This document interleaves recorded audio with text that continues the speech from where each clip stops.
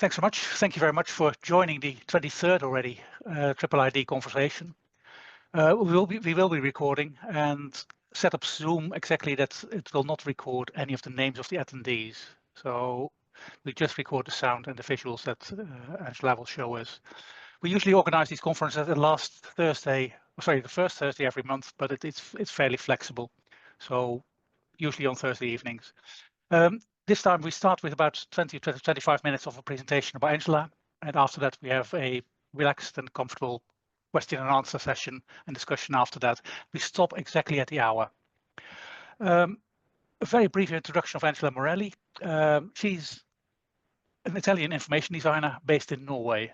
Her bachelor was in engineering in engineering studies in Milan in Italy, and she did a master's degree in information design in Central St. Martin's in London. And one of the products and projects that I still show my students, because it's such a fantastic website, is the website of The Water We Eat. And please have a look at that because it is really amazing. At the moment, together with Tom Johansson, Angela runs a agency, the Info Design Lab in Oslo. I really look forward to her presentation. Angela, please take it away. Thank you so much, Karel. And it's I said to Karel and Veronica that I feel very honored for this invitation, and over the next 60 minutes I would like to focus on visualizing science as a participatory design journey. And this talk is as much about projects and collaborations as it is about what truly drives a personal journey. So I will speak for about 25-30 minutes, and then I would love to hear your thoughts or comments on anything that this talk might ignite, either because it is relevant to your work or a study, or because it is relevant to any aspect of your life. So during the talk, I would love it if you could note down keywords or things that you find interesting, inspiring, or just even concepts that are difficult to grasp, so we can have an easy and relaxed conversation at the end. So I would like to start by saying that I am extremely excited to join you today, and I am excited for several reasons. One of the reasons is that the International Institute for Information Design has been a really important part of my journey, because straight after my master's in London, it almost became a key reference point, just like a place where you could find professionals passionate about communicating with clarity and passionate about designing information. So back then, it was probably the only space where you could meet this unique breed, I would call it, a breed of people. A second reason is that between 18 and 20 June 2009, the International Institute for Information Design hosted a conference in Paris at the OECD. And the conference was titled, as you can see, Data Designed for Decisions, Enhancing Social, Economic, and Environmental Progress. So this conference has been, I would say, pivotal in my life, not only because of the conversations that I was part of and the extraordinary speakers that I met, but also because it's where I met Tom Gabriel Johansen, my business partner. And in this picture, we are both completely unaware of each other's existence. But shortly after it was taken, we met and we started talking, and we haven't stopped since. So when I reread the introduction to the conference proceedings, I was struck by how advanced, forward-thinking, and really ahead of time Veronica was in writing these words. She writes, one of the reasons why this conference took place at all is a phrase that kept popping up again and again in very different contexts: storytelling. Statistics, visual analytics, data representation, development and environmental agencies, information design, visualization, psychology, social sciences, and many more, all are searching for ways to make complex data more accessible and understandable. all are aiming to support decision-making in the face of increasing complexity. All are using visual methods. It seemed only logical to bring together these disciplines. So what I love about this description is that she highlights a challenge the world was facing then, is facing now, and will continue to face: the challenge of helping people make sense of data and supporting them in making decisions.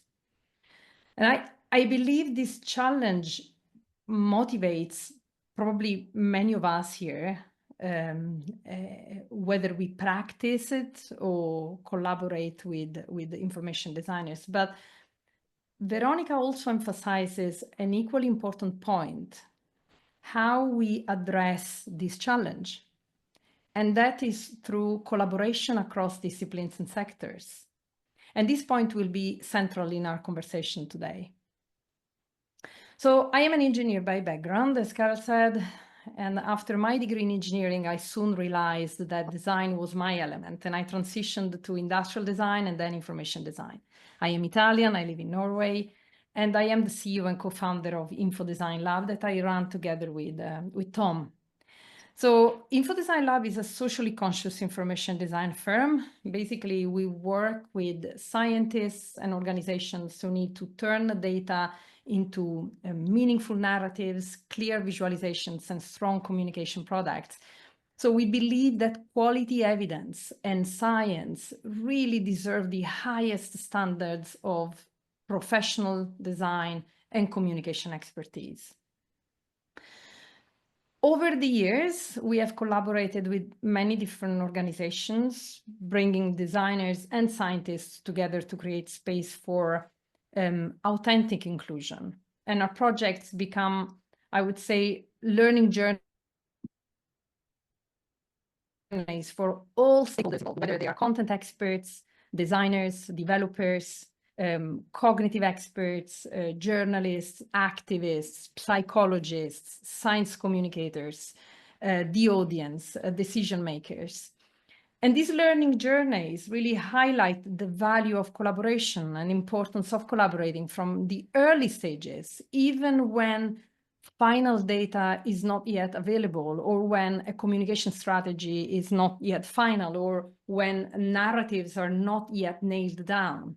So these learning journeys also emphasize the importance of collaborating across silos. And above all, they kind of like demonstrate the power of design as a process rather than just as a finishing touch. So a collaborative and participatory design approach can make a significant difference in supporting understanding and decision-making, because it focuses not just on the data or on how... I'm listening to this because I played for this, yes? Okay, well, probably unintended. Okay. So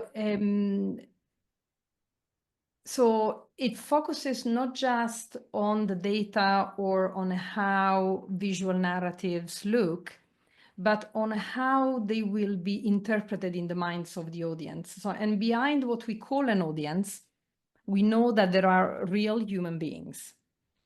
So beyond all the segmentations we might be able to do, we must recognize that when we lose direct connection and fail to truly understand who these audiences are, we just risk laying the ground for confusion and miscommunication, misinformation, and polarization. And in a world where misinformation and disinformation are among the top risks to democratic processes for the coming years, according to the Global Risk Report, critical thinking and evidence-based decision-making can be crucial in tackling challenges such as diseases, social inequality, and climate change. So the need of unlocking the full potential of scientific evidence as a foundation for informed decisions and meaningful actions has never been greater. And if there is one thing that I would like you to remember from this talk, it is that expertise and competencies in the field of information design are an unmissable opportunity for scientific organizations to deconstruct complexity and transform data into effective interventions for decision-making, expanding the impact and reach of the organization's work. The unmissable opportunity lies in what design can bring to the table when we recognize its potential as a process. So whether we work on small or big projects, long or fast with small teams or large teams, with one scientist or hundreds of them, we try to tailor that process in a flexible way to ensure the participation of different stakeholders and the inclusion of diverse perspectives. So this picture was taken on the Friday, 23rd of October in 2009. And this day marked the first face-to-face meeting with Professor Tony Allen, the visionary scientist behind the groundbreaking concept of virtual water. So his research would just revolutionize humanity's understanding of the invisible dimensions of our water consumption. So we were in this spacious and bright room at the SOAS campus in London, at the School of Oriental and African Studies.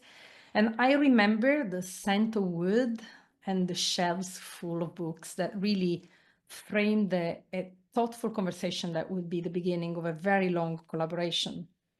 And during this conversation, we were looking at a 900-page encyclopedia that was full of diagrams, visuals, photos, and text that I designed to bring the science of virtual water to life. And as Professor Allen turned the very last page of the book, he almost whispered, "The strength of design is that it can enhance understanding. And this is vital for science because information is powerful only if it can be understood." So when people ask us why almost 2 decades ago we became so passionate about bringing information design into the world of science, our answer is often the same, because information is powerful only if it can be understood.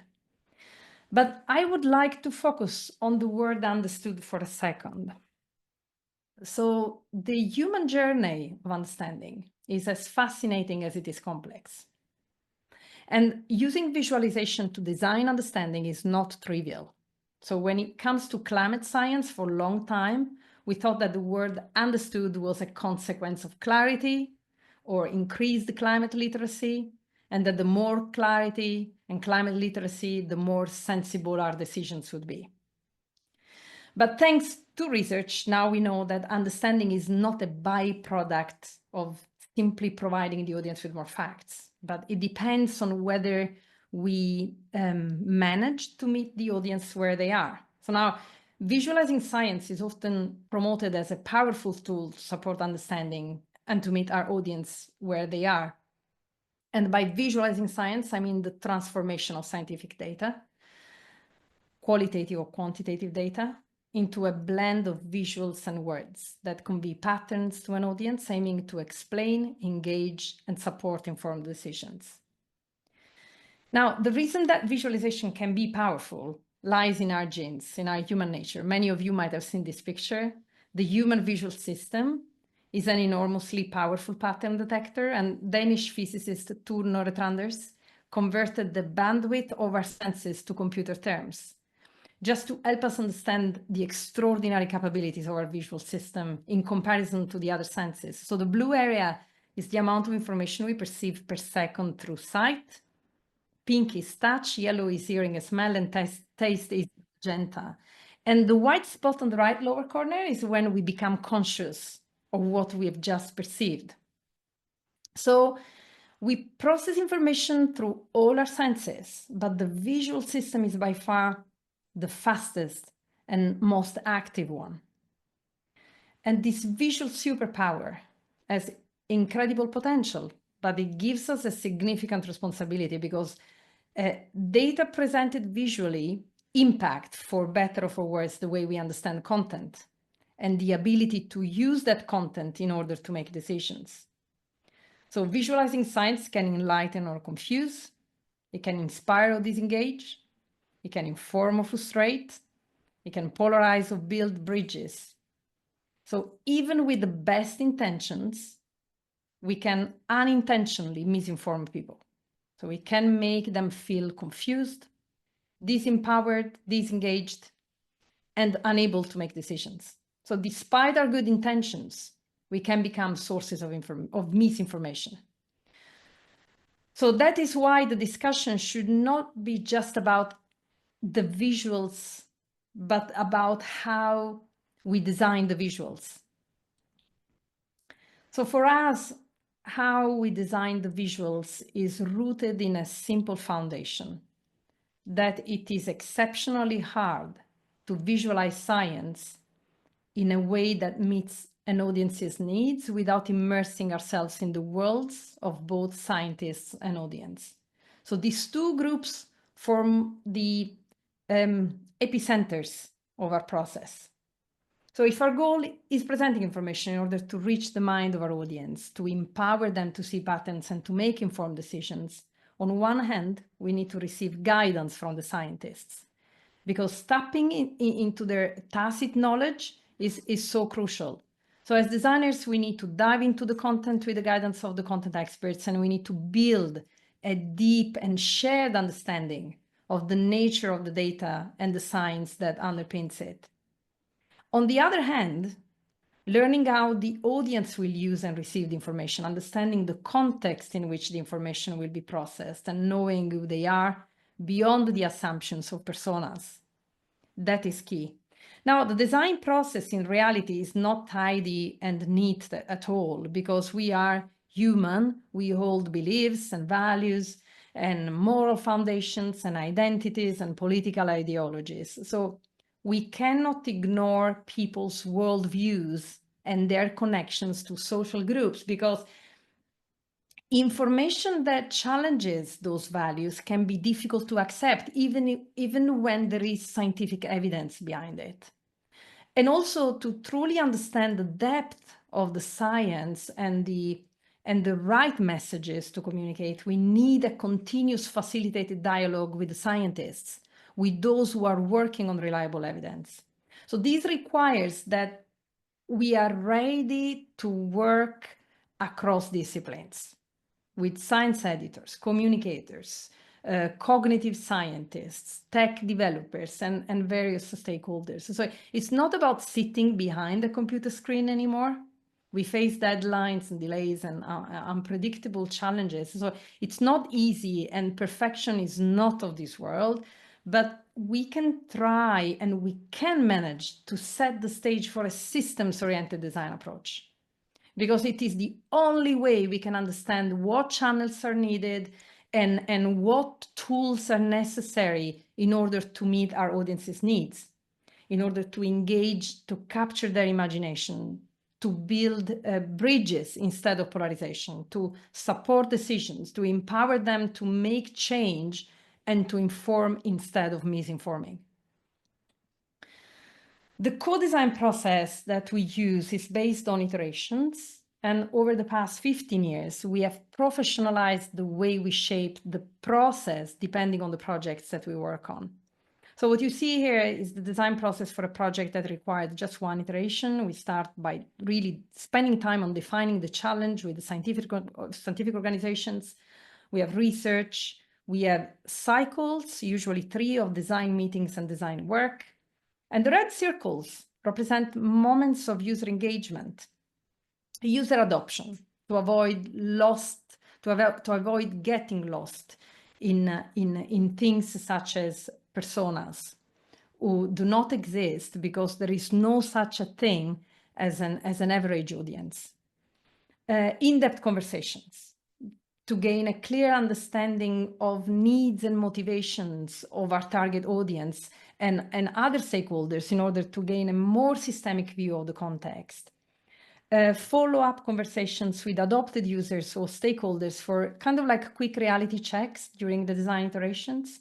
And then user testing, of course, to measure how prototypes, sketches, and visual solutions fulfill the intent of the visualizations. Now, remember that you can plan for a 2-hour user inclusion or for a 5-hour user inclusion or for a 20-hour user inclusion or more, but it is always clever to involve your users in one way or another. And when we do not manage to do that because the timelines are extremely compressed, it is wise to debrief and understand why that happened.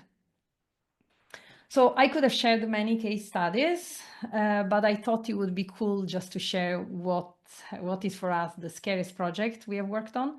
It's not a project where you will see dynamic or interactive narratives because the result is hardcore static visualizations, but this project put us on a very steep learning curve. It is the collaboration with the Intergovernmental Panel on Climate Change, the United Nations body that assess the science related to climate change. So in the last years, we have been responsible for the visualizations of the summaries for policymakers of 3 reports in the 6th assessment cycle, the report on global warming on 1.5 degrees, the report on climate change and land, and the physical science basis, which is the working group 1 contribution to the AR6 cycle that was approved in 2021. Now, the IPCC reports are for the world's policymakers. So they are drafted by scientists over many months or years. They are big books, and the special reports consist of the full report, and then we have a technical summary and a summary for policymakers. So the summary for policymakers is basically where the interface between science and policy happens. So they can be 30, 40 pages long. And the focus of our work has been on the visualizations of the summaries for policymakers. And being the information designers responsible for the visualizations of these summaries for policymakers has been just really a defining journey for us professionally. So when Anna Pirani, the head of the IPCC Technical Support Unit of Working Group 1, approached us in 2016, it was very clear that they wanted to pay more and more attention to the way they were using visualizations in their summaries for policymakers. So we agreed that we would try to co-design in the most inclusive and human-centered way. So one of the results was that the visualizations became milestones to be reviewed and approved in the same way text would be. So the challenge for us was very high, considering that the way the IPCC process works is incredibly complex and rigorous. So I'm sure that some of you might be aware that these reports are incredible undertakings. In the 3rd report we worked on, the physical science basis, 234 authors from 65 countries in total were involved. They reviewed a massive body of scientific work. The report has 14,000 cited references to the scientific literature, and the review order drafts can be seen as massive user testing sessions where both the text and the visualizations are reviewed by hundreds of experts worldwide. So it is a process that is highly participatory. Now, what do you think happens when you send out drafts of the reports with the visualizations? So you get feedback, right? So if you have ever conducted user testing or included users for feedback in your projects, you know what user testing feels like. It's like this mix of fear and vulnerability. So in this report, across 3 drafts, 78,007 comments have been received from experts and from countries with different needs and perspectives. More than 1,300 comments were only for the visualizations, and the comments have to be addressed and answered one by one. And the expectations for these reports are usually incredibly high. For the AR6 report, 3.3 million is the estimated number of people who shared or got engaged with the content in the first weeks after the launch. But this is just me scratching the surface. Kind of like maybe you start grasping the magnitude of the experience for us. And after months of design process, it's time for the final approval session. And in the beginning, we thought that these approvals were some sort of like easygoing conferences, but we could not be more wrong. So the expression word by word approval just doesn't capture at all the complexity of these meetings. So the work of the scientists is put under a microscope. including the visualizations we co-designed with them, with the goal of creating a document that, first of all, is non-prescriptive. Every word, every comma, every diagram is up for final approval to make sure that the document is policy relevant, basically. It is like entering the eye of a storm, but the scientists are there to make sure that any changes to the visualizations or text do not undermine, misinterpret, or in any way compromise the science. And thanks to the co-design process, we entered every approval session with a rock-solid knowledge of the content and the data, of the risks and the caveats, of the uncertainties and challenges.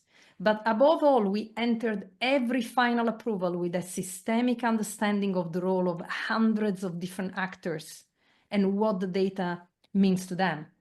And those data can hold very different narratives to different actors. But every single one of the world's policymakers gave their stamp of approval to the visualizations. And if our goal is to enter the mind of the audience, if the goal is to move our audience from understanding to action and change, we should not be just designing for what we want people to do with the information that we communicate, but also for what we want people to feel. And this might be surprising, especially because we are dealing with science and evidence, but I'm witnessing more and more that data and evidence can be deeply emotional. And you can clearly see that even in the IPCC context, where you have people from all over the world who need to approve one set of visualizations all together. We always touch feelings and values. So imagine an IPCC approval at the United Nations, and imagine being a delegate representing a country that is disappearing and dying because of climate change. So imagine what it feels like being usually invisible on a map projection. And imagine how it feels like when finally 500 delegates can see you, because after 10 months of an excruciating co-design process that involved hundreds of people, everybody agrees that you do not need to display the data on a map projection, but a cartogram is good. In projects like this one, confidentiality applies to all the scientific data and to every information created or exchanged during the IPCC drafting process. So things such as user involvement is always a very tricky thing. And in the design team, we had a group of incredible cognitive scientists and psychologists led by Jordan Harold from the School of Psychology at the Tyndall Center for Climate Change Research. And we have collaborated with them for the user testing sessions and for the preliminary in-depth conversations. So basically, we became part of the technical support unit in the IPCC, and we gained this systemic understanding through a carefully planned co-design process that was organized through iterations. So if you open the cover of these executive summaries, you will see the drafting authors of each report, the scientists who are the real heroes. But you will also see our names among them, which is still unbelievable for us. So my question is, what on earth are two information designers doing in the list of drafting authors of the most important climate reports of the 21st century? I do not think we have all the answers, and we are constantly looking for those ourselves. But what we do know is that visualizing science can shape content. Visualizing science is content. And it has the power to steer the evolution of the content itself by making challenges and dilemmas visible during the co-design process. And this is such an incredible thing to experience in a scientific context. And in my experience, it can truly happen if we professionalize collaboration and participation. And when I am faced with the many things that I see happening, or that I read about when I am faced with peaks of frustration and depression, even anger, that might try to push me into a corner, just convincing me that our work as designers, after all, is not going to change anything. I really find hope and a quiet space in the idea of participation by design. And when I use the word participation, I'm not picturing a room full of friends who agree with each other, who share the same worldviews. No, not at all. I picture a space where, as information designers, we work hard to build what Otto Schrammer calls generative listening, which means helping stakeholders, or better yet, people, engage to co-create solutions. It sounds really nice, but it's bloody hard sometimes. Yet our experience is that design can equip us with the tools to work towards a form of participation that really fosters at least some respectful and constructive engagement, even in disagreement. And in that listening process, there is a lot to learn.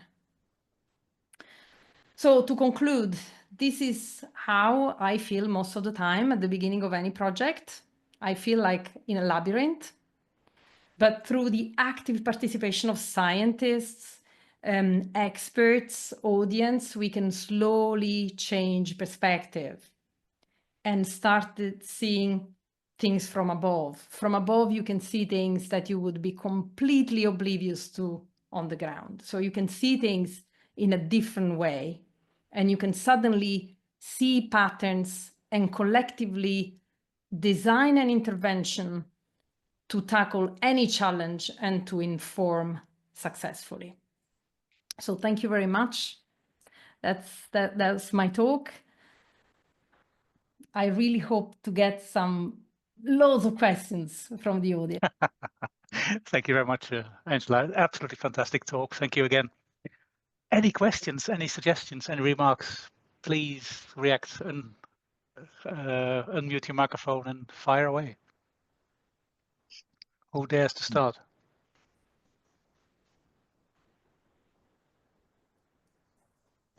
Carol, I've got a question. Angela, that was a fantastic talk. Thank you very much.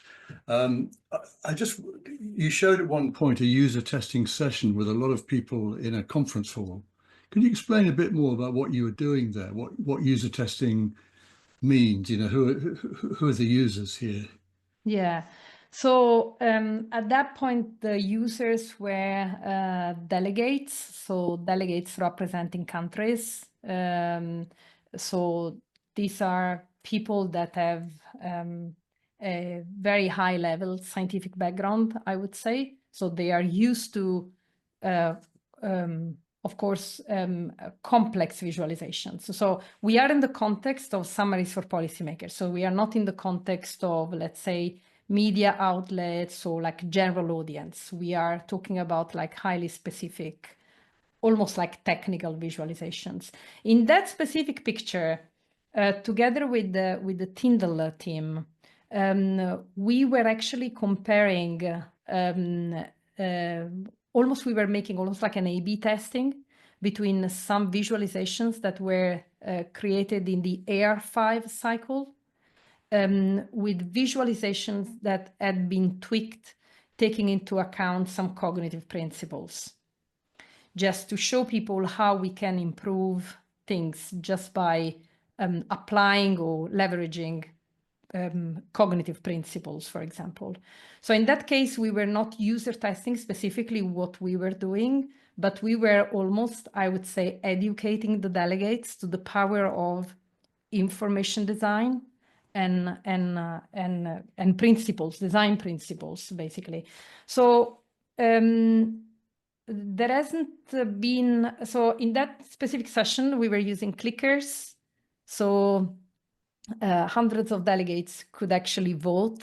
And there was like a final session where we would wrap up communicating some of the principles and the processes that we would use during the co-design process that would last months.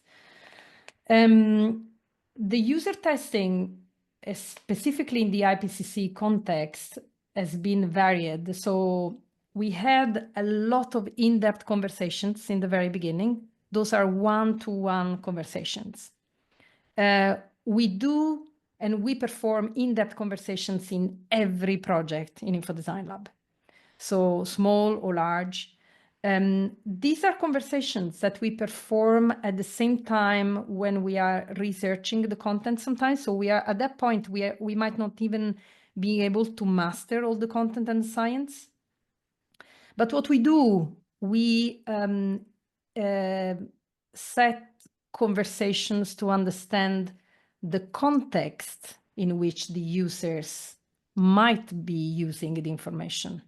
So it's a way of diving into their world without having a prototype, without having a solution in mind, but with the idea that it's very important to understand their challenges or their context, how they will be using the information, how they will be using a report. And just by interviewing people that come from different background or come from different countries, or when we work, for example, on small projects, they might have just different values or worldviews. We gain so many insights, and we summarize those insights. We map those in, so we use visualization to visualize those impact, those insights, and we try to start forming some design directions, I would say. So, and then we keep them. Sometimes we adopt some of them. Some of those users are adopted users. So we do reality checks with them along the design process. So some sessions of user testing or user involvement are more formal than others, I would say. Thank you. Thanks. Great, thank you. Any other questions? Any remarks? Yes. Karen, go ahead, please. Hello. Hi. I really loved your talk, and I was so glad that you referenced the Paris meeting that we had. That was really fun, and I remember it very warmly. I was really impressed with the scale of your work and with the different kinds of audiences that you've been working with over the years. I was thinking about what you were saying about these policy makers and their interpretations of what you're up to and how tricky it must be to create these summaries for them. I was wondering if you could say more about what kinds of feedback the experts often give you on the summaries. Are they looking for their own particular piece of data that might be included?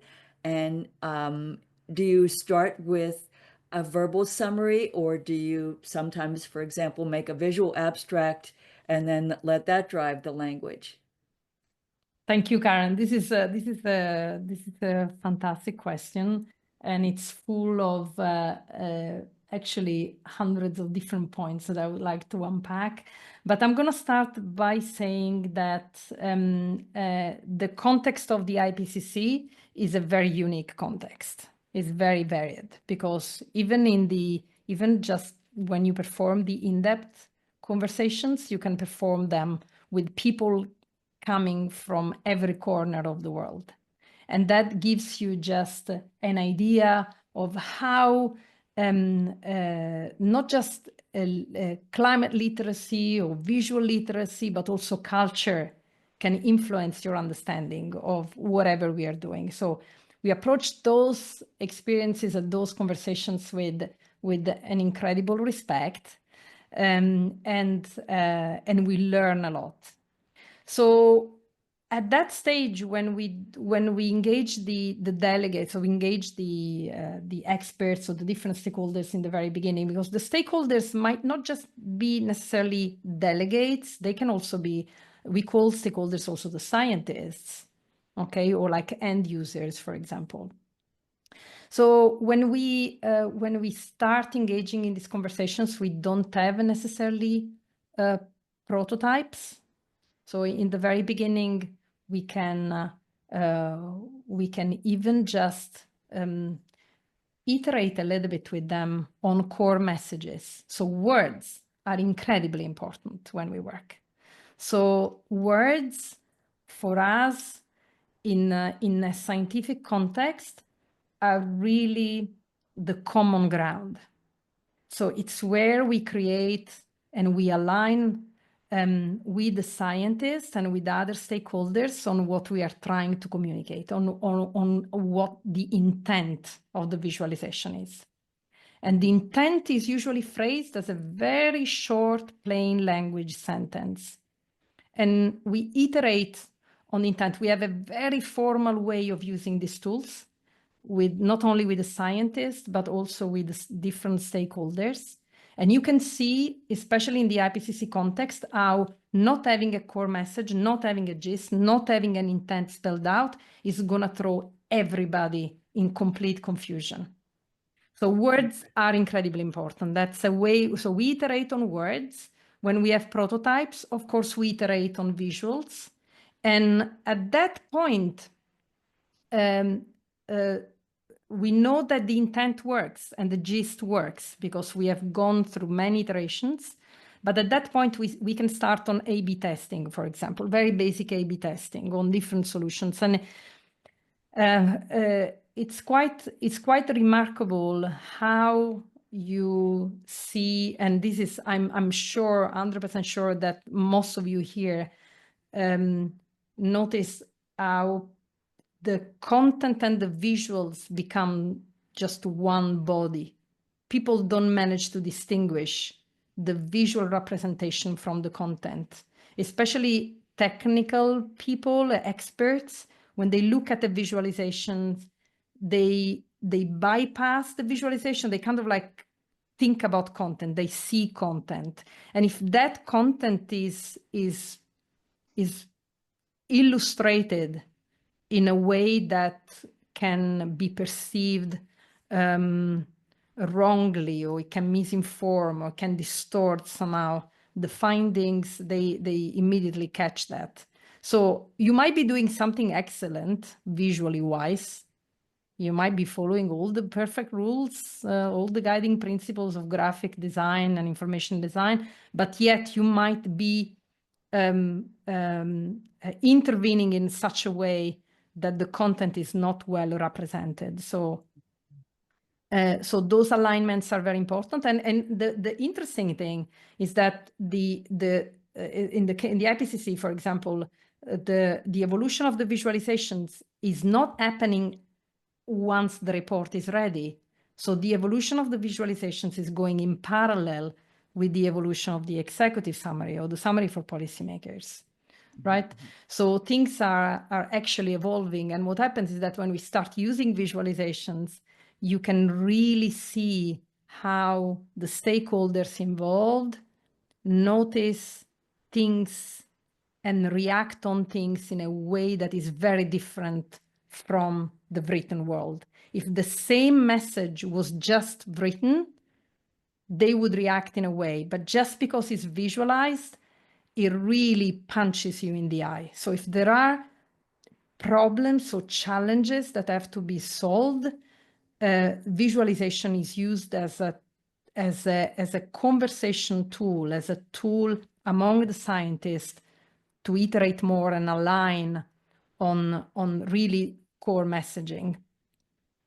There is one thing that I just wanted to say is like, it's still to me very beautiful to all the in-depth conversations, because you just realize how many different nuances people give to the same visualization. It's just mind-blowing. So that to me is always a good reminder when we work, that people just perceive the visualizations and process the visualizations in ways that are very different, that we have to respect. And that's why we have to test and we have to involve them. Thank you. Thanks so much. Anna, would you like to ask a question? Yes, thank you very much. Thanks a lot for the talk. It was really interesting. And you've talked a lot about data visualization and information design in terms of policymakers and interact with, I mean, as a meeting point between science and policymakers. I was also wondering if you've seen like the benefit of information design more in the science domain in terms of scientific publication, for example. I think there is a lot of space there that is not yet. Absolutely.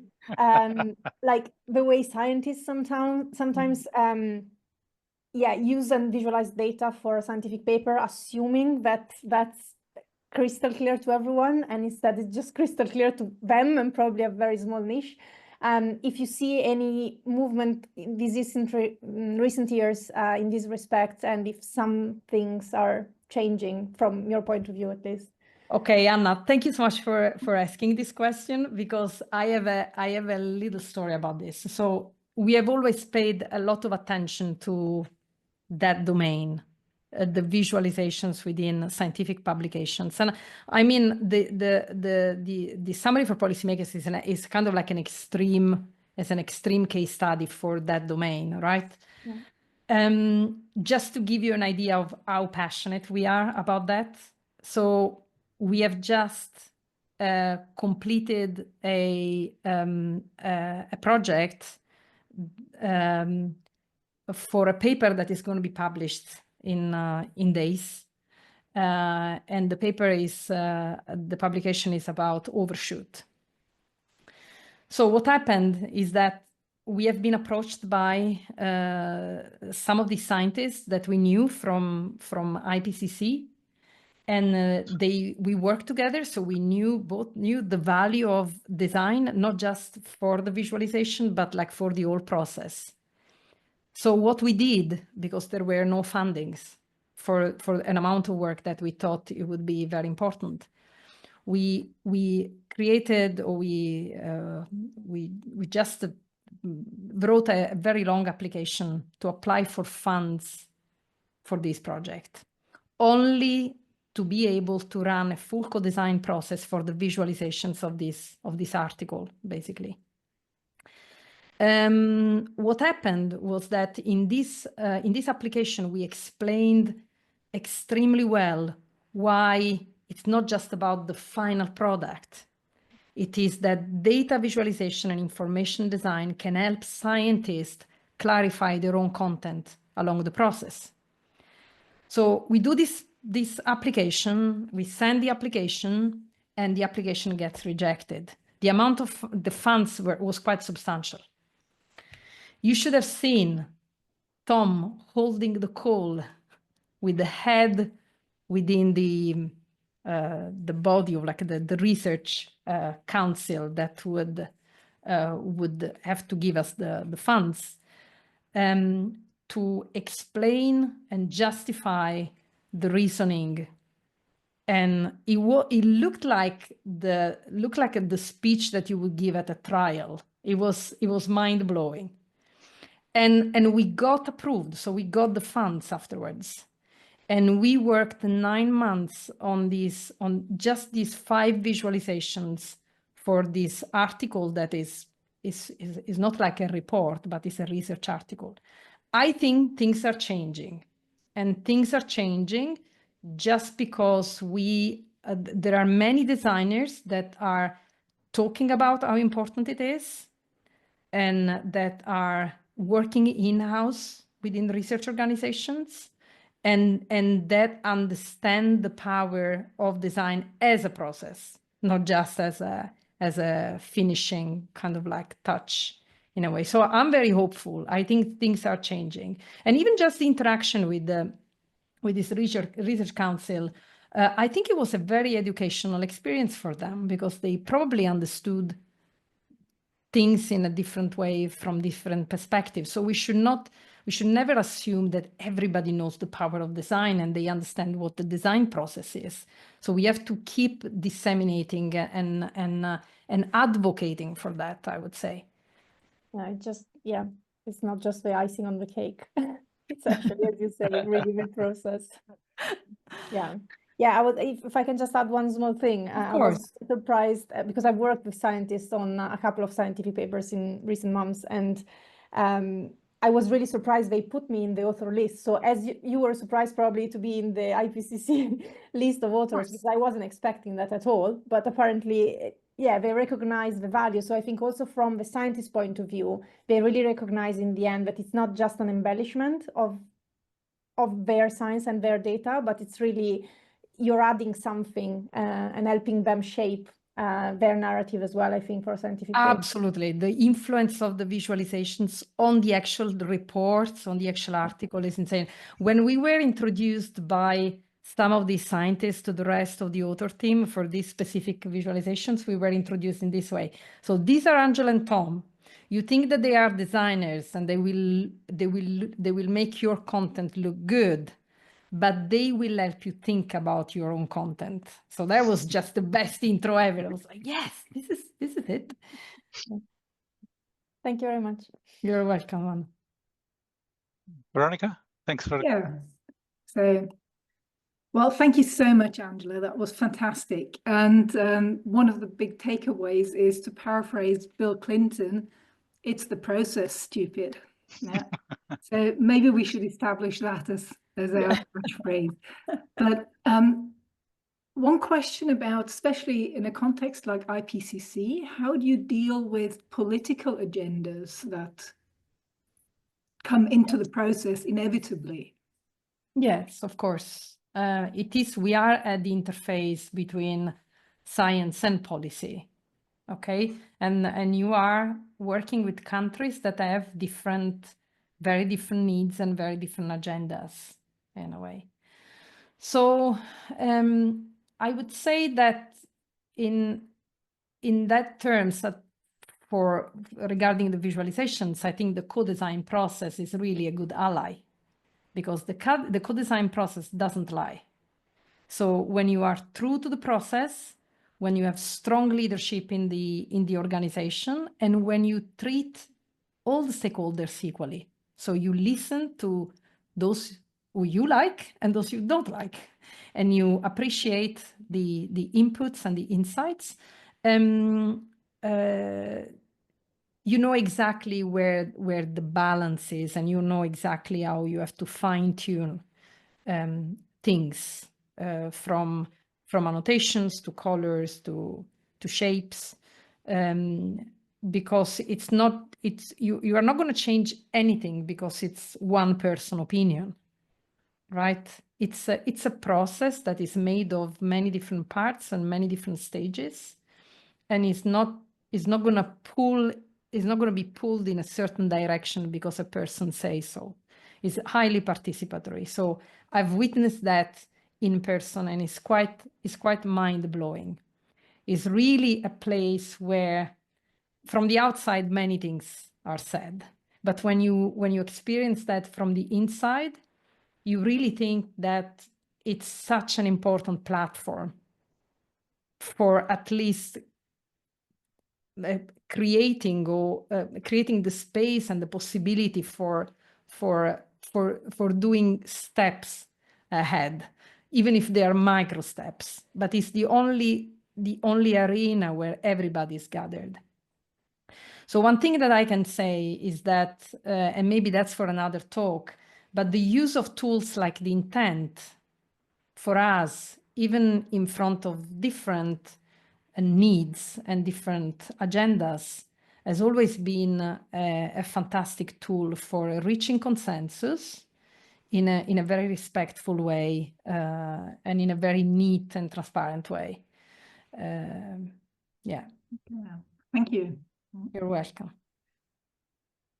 one last short question for anyone. Karen, please.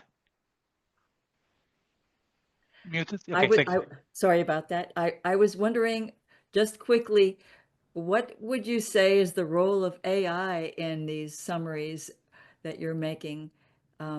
Will somebody come along and say, well, we don't need designers anymore, we can just run an algorithm on the original text and create something that would satisfy most of the audience? Well, I mean, that might happen.